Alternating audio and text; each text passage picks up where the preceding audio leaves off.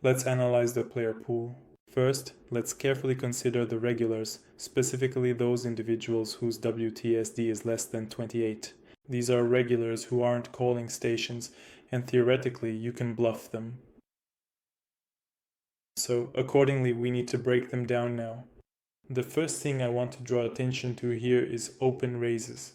And here the very first thing that truly stands out and becomes immediately apparent is the aggressive open raise from the SB at a substantial 45% and then subsequently the rather high fold to 3-bet at a notable 57%. That is, on the button, people fold to 3 bets more actively than on the SB, which is generally strange, but could be a sampling error. We specifically bought the database to analyze all this.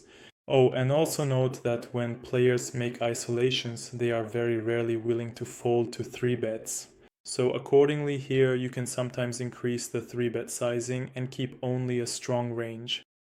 That is roughly 5% of your range, for example. The fact that there is a 64% fold on MP is just a statistical error.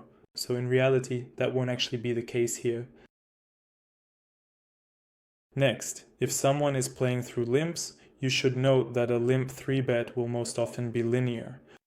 This is also very important, and you need to understand that if someone is limping from early positions, you can see that their ranges will be quite strong, so you shouldn't isolate them too widely. So we play straightforwardly here, without making anything up. Next, what is most important and interesting are their 3 bets from the BB and SB. And it's immediately clear that on the BB, the 3 bets are played in a polarized way, but the raises aren't wide enough. 17% versus 29% according to the solver, and BB versus button is also 12%, but also polarized, meaning they aren't 3-betting enough. Accordingly, folds to 4 bets will be lower, which in general, although by the way, people's folds to 4 bets are actually normal. So they also overfold to 4 bets, even though their 3-bet range is stronger. It's also very important to carefully consider that when an opponent with a low WTSD 3-bets you really need to fully understand what their aggression will be like. But as a general rule, they will typically fold to 4 bets anyway. So you can have 4 bets against such opponents, according to the solver. Another very important and crucial point to consider is that there is significant under 3 betting from the big blind against early positions, meaning specifically 4, 5, and 7. If we then turn to the solver once again and carefully take a look at the results, your pre-flop. Let's also take 0 position.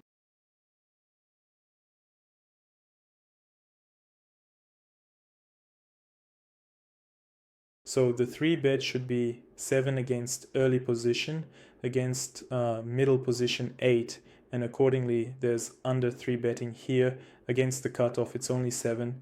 Accordingly the 3-bet range will be stronger, most likely, although this could just be a sampling error.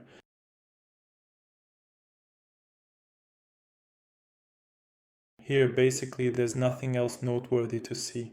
The only thing is that we can't see 5 bets against 4 bets, or linear calls against 4 bets.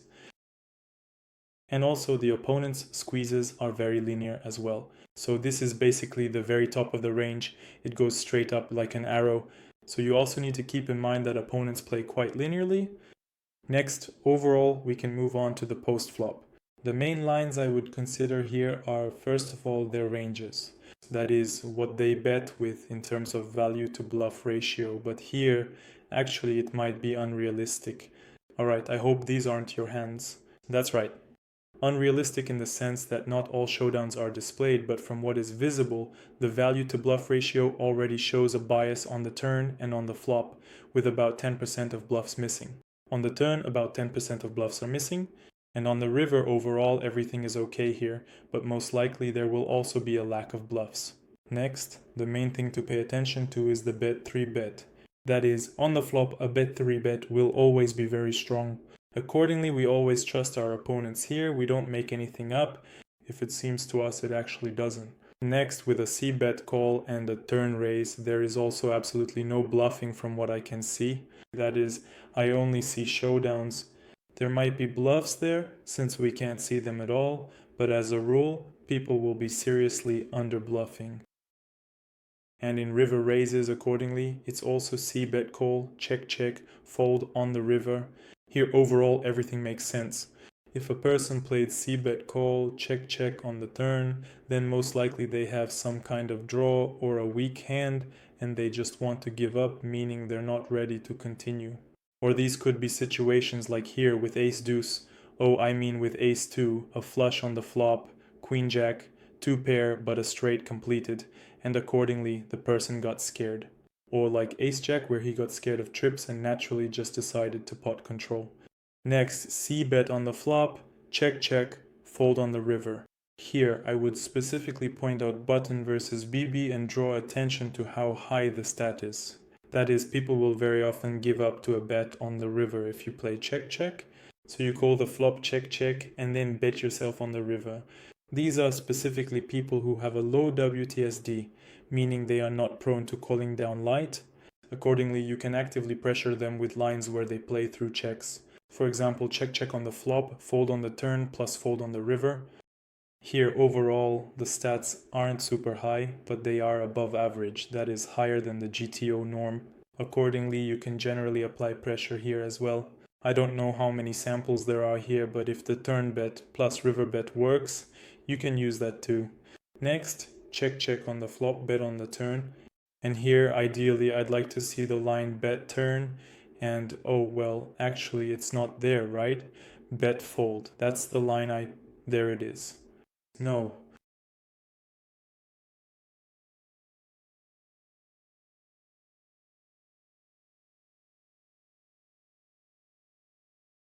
In general, you can use this line, or rather this stat, it reflects the situation well.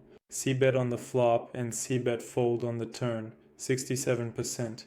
So there will be frequent folds, but if the opponent in position bets the turn after a check on the flop, there will also often be high fold percentages here.